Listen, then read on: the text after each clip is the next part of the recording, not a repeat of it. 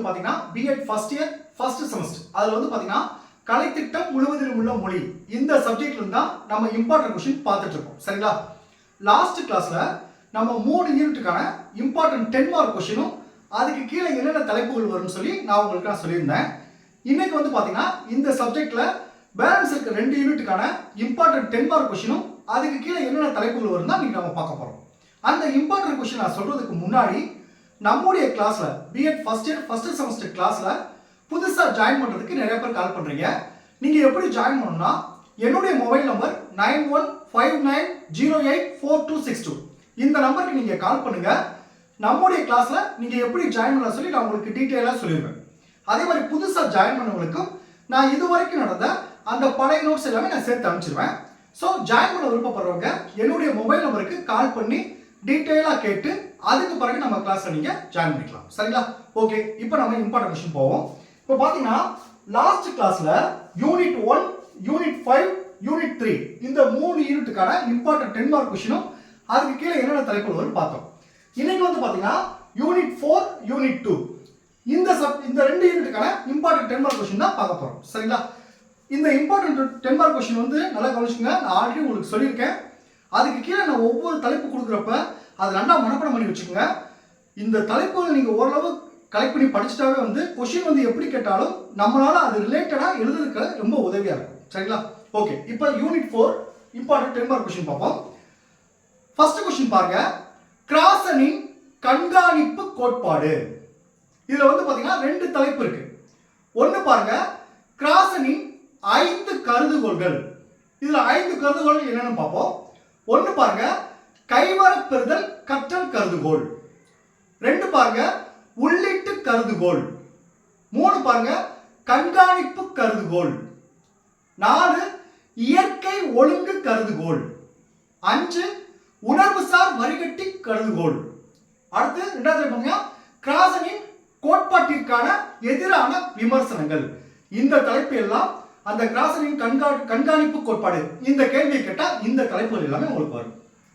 Second question பாருங்க, மொழி கற்றல் பற்றிய பியாஜேயின் கருத்துக்கள். இது ரொம்ப ரொம்ப முக்கியமான क्वेश्चन. இந்த क्वेश्चन உங்களுக்கு கேட்கறதுக்கான வாய்ப்பு இருக்கு. இந்த क्वेश्चन கீழே ஒரு 3 தலைப்பு வரும்.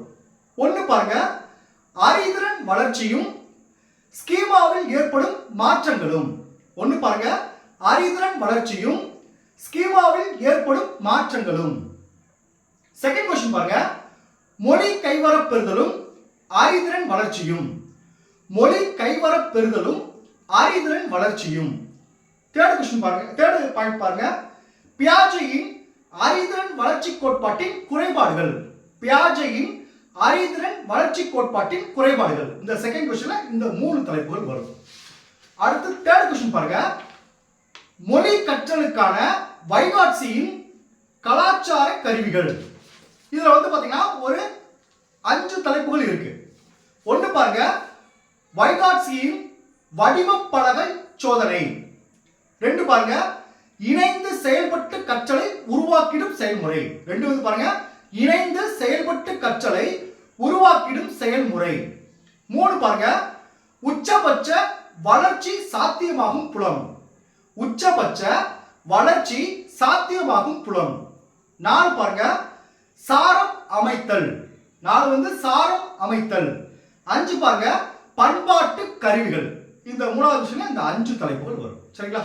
அடுத்து செகண்ட் யூனிட்ல ஃபர்ஸ்ட் 10 மார்க் क्वेश्चन பாருங்க, தாய்மொழி மற்றும் பள்ளி மொழியின் புலமைத்துவம்.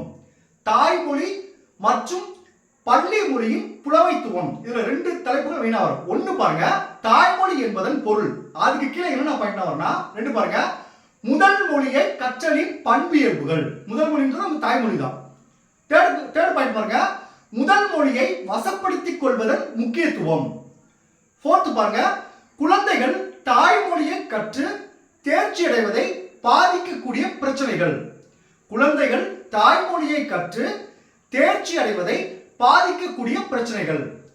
5வது தலைப்பு பாருங்க, முதல் மொழியில் கற்றல் தேர்ச்சி பெறுவதை ஊக்குவிக்கும் நடவடிக்கைகள். முதல் மொழியில் கற்றல் தேர்ச்சி பெறுவதை ஊக்குவிக்கும் நடவடிக்கைகள். அடுத்து 2வது தலைப்பு பாருங்க, பள்ளி மொழி. முதல் வந்து தாய்மொழி பத்தி சொல்லியாச்சு. 2வது வந்து பள்ளி மொழி.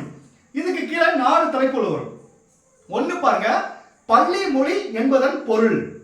2 பாருங்க, பள்ளி மொழியின் முக்கியத்துவம். 3 பாருங்க, பள்ளி மொழியை மாணவர்கள் கற்று தேர்ச்சி அடைதலை பாதிக்கக்கூடிய பிரச்சனைகள். 4 பாருங்க, பள்ளி மொழியில் வல்லமை ஏற்படுத்தும் நடவடிக்கைகள். அடுத்து 3வது தலைப்பு பாருங்க, வீட்டு மொழிக்கும் பள்ளி மொழிக்கும் இடையேயான வேறுபாடுகள். இந்த 3 தலைப்புகள் வரும். சரிங்களா? அடுத்து 2வது கொஸ்டின் பாருங்க, மொழி புலமையை மேம்படுத்துவதற்கான உத்திகள். இது ரொம்ப ரொம்ப முக்கியமான கொஸ்டின். மொழி புலமையை மேம்படுத்துவதற்கான உத்திகள். இதுக்கு கீழே 6 தலைப்புகள் வரும். 1 பாருங்க, நாடகம். 2 கட்டுரை. 3 கதை சொல்லுதல். 4 குழு விவாதங்கள். 5 ஒப்பார் குழுவினருடன் பயிற்சி. 6 பரிவர்த்தனை. அடுத்து பிரதிபலிப்பு உரை. இதுதான் இந்த 2வது 2 10 மார்க் கொஸ்டின் ரொம்ப முக்கியமானது. இந்த 2ல ஏதாவது ஒன்று வரதுக்கான வாய்ப்பு அதிகமாக இருக்கு. சரிங்களா? Okay, thank you students. நம்ம அடுத்த கிளாஸ்ல இன்னொரு சப்ஜெக்ட்டுக்கான இம்பார்ட்டன்ட் 10 மார்க் கொஸ்டின் பார்ப்போம்.